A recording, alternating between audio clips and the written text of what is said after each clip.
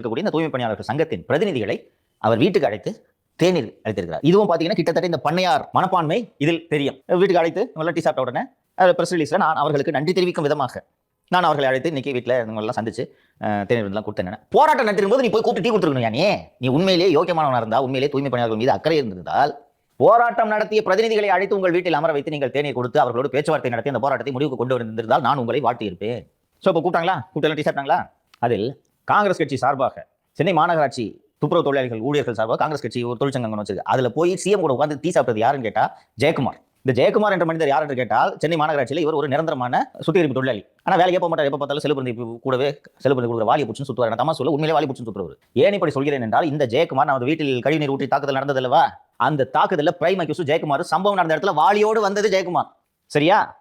இப்போ மற்றவங்களாவது அந்த lady Vanishi Vijayakumar and 20 others அதில் இருந்துச்சு. பெயர் தெரியாதவர்கள் தப்பிக்கலாம், ஆனால் ஜெயக்குமார் தப்பிக்க முடியாது. என்னன்னா, அந்த வீடியோவில் சம்பவம் நடத்துல அந்த லைவ் போட்டாங்களே வாணிஷி விஜயகுமார், அதிலேயே ஜெயக்குமார் இருக்காரு. நான் சிபிசிஐடி ஒழுங்காக விசாரிக்காது என்று அப்போது முதல் நான் சொல்லிக் கொண்டிருக்கிறேன் அல்லவா.